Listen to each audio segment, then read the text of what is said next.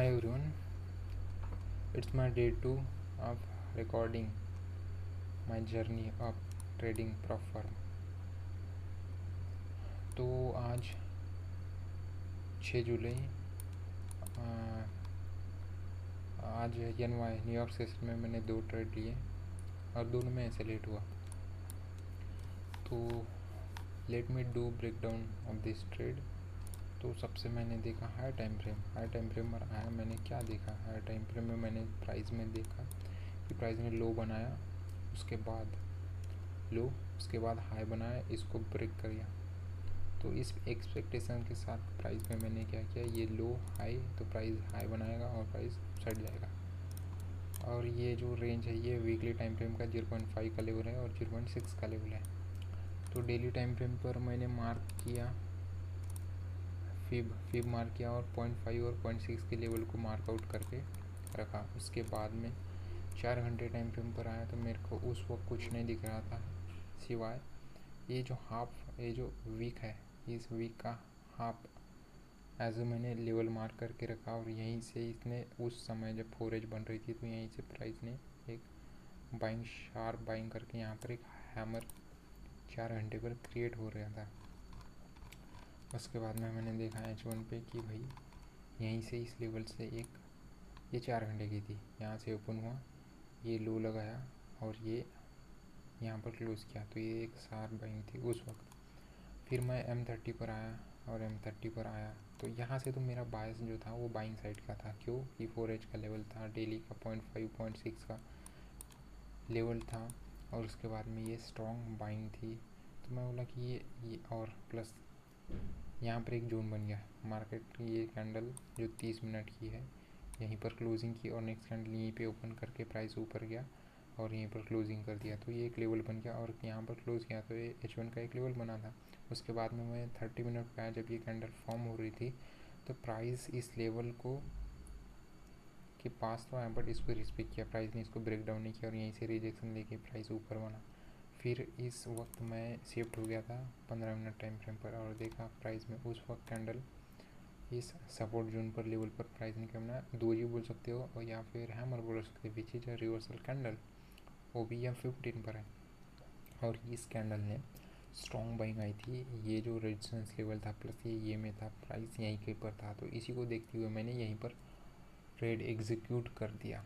But ऐसा late होने के बाद में मुझे यहाँ इस कैंडल एक लर्निंग मिली कि I have to wait for closing this candle. If this candle closed here तो इसकी प्रोबेबिलिटी हायर थी कि प्राइस इजीली इस रेजिस्टेंस लेवल को आ जाती। बट कि मार्केट में सेलिंग प्रेशर था तो मार्केट ने वही कंटिन्यू किया। मेरे को मैं यहाँ पर लिक्विडेट हो गया, बाहर आ गया, ऐसे लेट हो गया मेरा, जो कि अराउंड था 7 पिप्स का और 7 पिप्स का ही टारगेट था 1:1 के लिए। मैं यहाँ रुका था, प्राइस यहाँ रुका भी।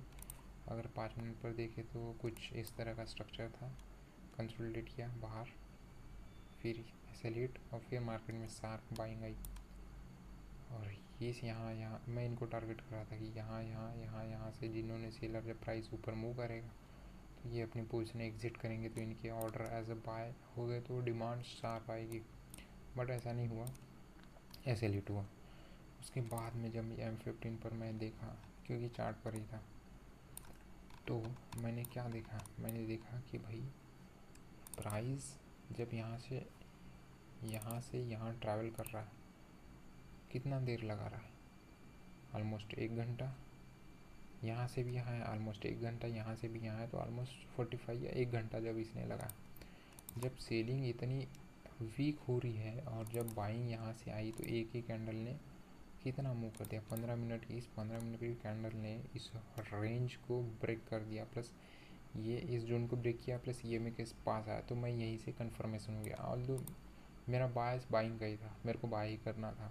तो ये एक मेरे को लॉजिकल पॉइंट दिखा जहाँ पर I could have execute my entry, तो यहीं पर मैंने एग्जीक्यूट किया। टारगेट यहीं कहीं का रखा और ये नेक्स्ट लेवल था इधर का यूरो USD में, तो यहीं कहीं एग्जीक्यूट किया।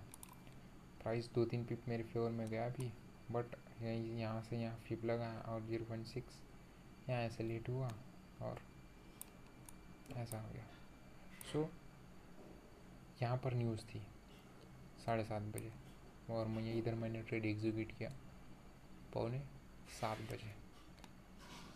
तो इन दोनों ट्रेड से मुझे 2 चीज़ सीखने मिली। पहले ट्रेड से कि भाई मुझे वो जो कैंडल क्लोज़ हुई थी M15 पर, उसके लिए वेट करना चाहिए था। अगर वो कैंडल वहाँ क्लोज़ हो जाती तो उसके चांसेस ज़्यादा थे कि प्राइस अपसाइड निकल जाता, बट प्राइस ने अपना बेयरिश मोमेंटम, जो सेलिंग प्रेशर था, वो कंटिन्यू किया और प्राइस यहाँ क्लोज़ नहीं हुआ और यहाँ क्लोज़ हुआ।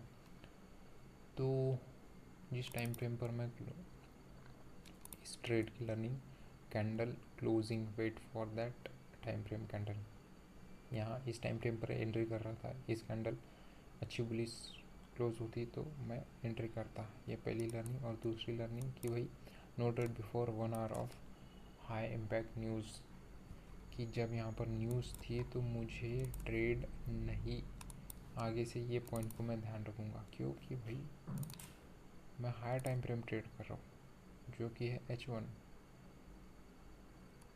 तो at least next time I will keep this 2 point in my mind और इनको ध्यान में रख करके मैं ट्रेड करूँगा। सो यही है। हाँ, और one more thing, if I, तो ये है आज के दोनों ट्रेड का रिज़ल्ट, जो कि मैंने लूज़ किया ऑलमोस्ट 80 USD, और ये मेरा इक्विटी है अभी 4811।